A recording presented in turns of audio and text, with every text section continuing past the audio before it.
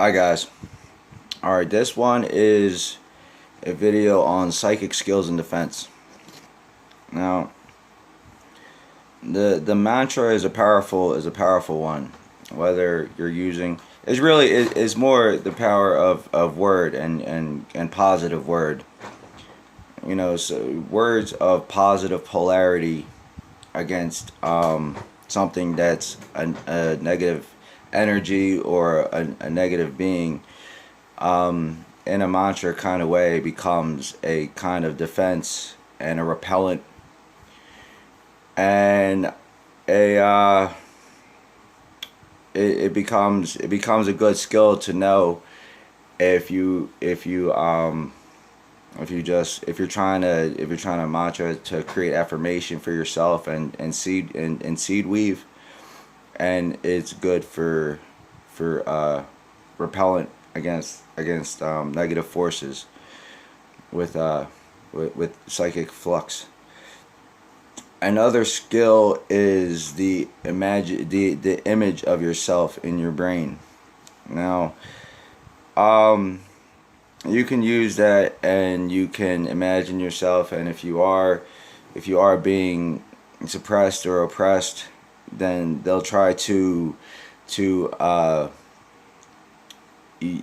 kind of suppress or evaporate your image of yourself, or the image that you create, whatever image you do create, and it'll be either tried to be scrambled or not. And this will really depend on the strength of your mind and the conviction you have to hold a still image, and you can in turn just kind of imagine yourself fighting whatever energy comes forth.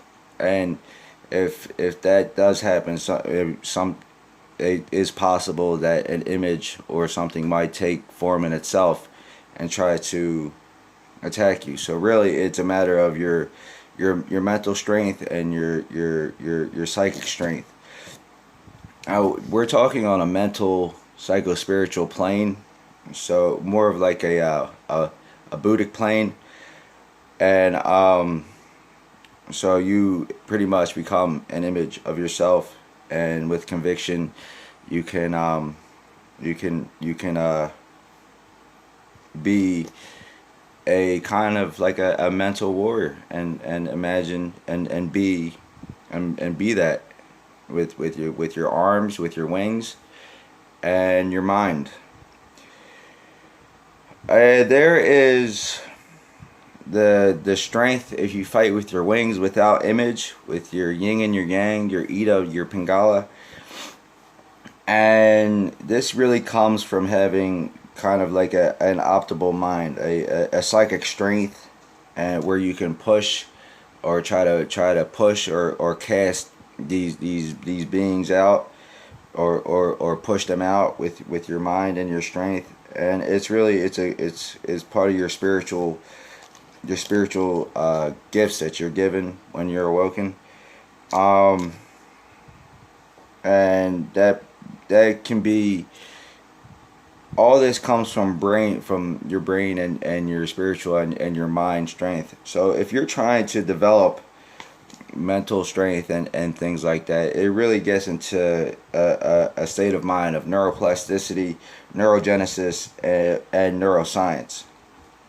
And there's a lot of companies out here that are selling neurochemical enhancers, neuroenhancers for mind altering chemicals to give you an edge or give you some sort of edge over your competition, whatever you try to extend your mind into.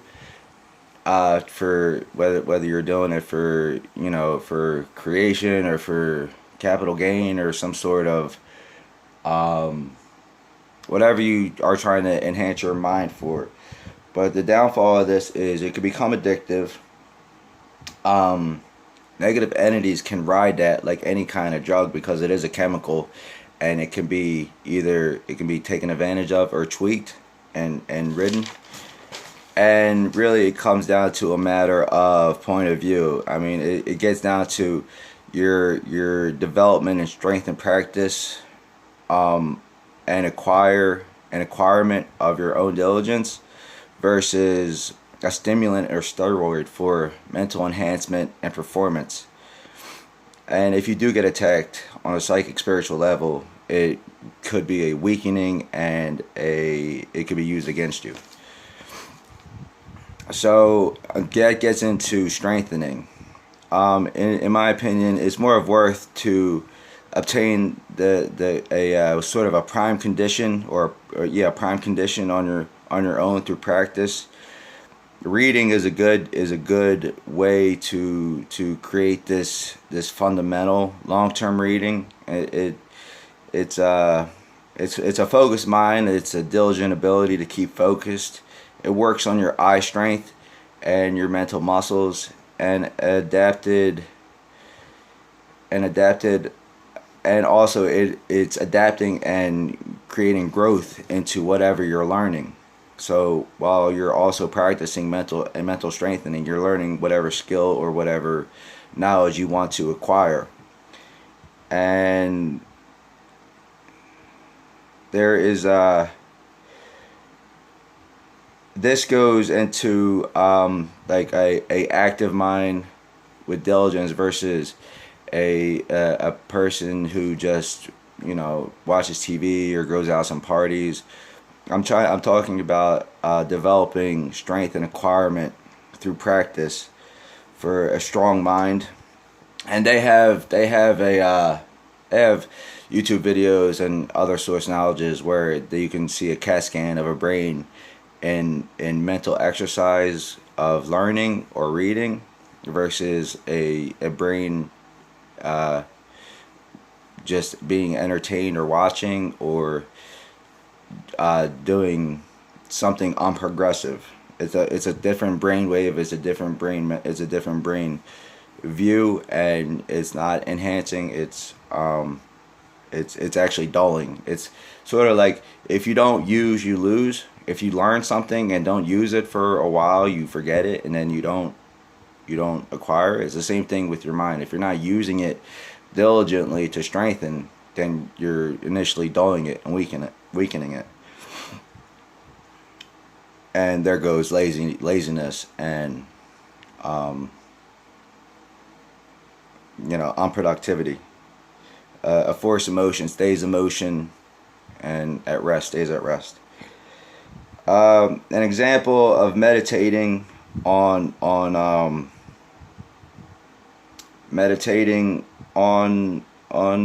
words.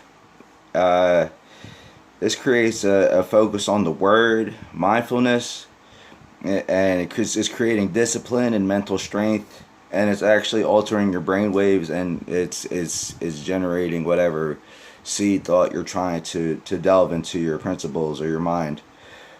And if you are focusing on divine root words, you could have spiritual effects or spiritual experiences. And I say meditating on things like that because some people meditate on prosperity, others meditate on just different. There's different forms of meditation for different reasons and different affirmations. But I want to get into the art of creative meditating.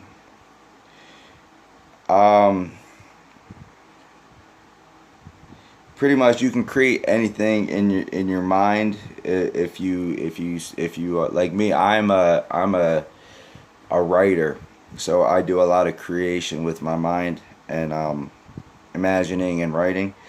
But if you I would call it more of a mental creative meditating, and these are examples that I want to point out. So say you're at a yoga or a yoga studio, for example, and you're closing your eyes, and the yoga instructor is telling you to imagine you're at a waterfall, or imagine you're at a hilltop, or a sand dune, or somewhere where they're trying to get you to imagine that you're there. What this is doing is this is creating a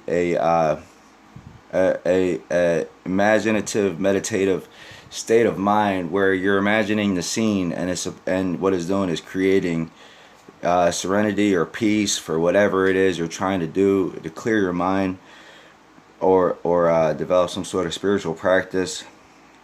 But like I said, we're entering the mental psychic field and spiritual field. So you can take this into other aspects for creative meditation, and and you can really start training your brain in a different way to see things differently.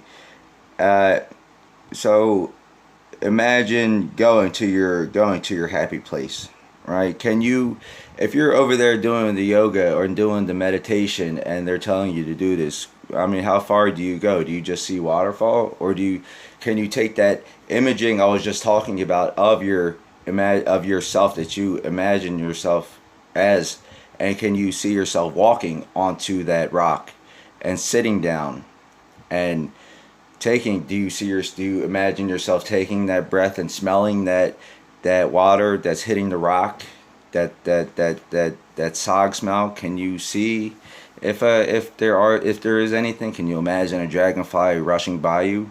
Can you hear that in your mind, or can you make it into something that you can hear, of the fluttering of the wings, the 1,000 miles per flap that a dragonfly does?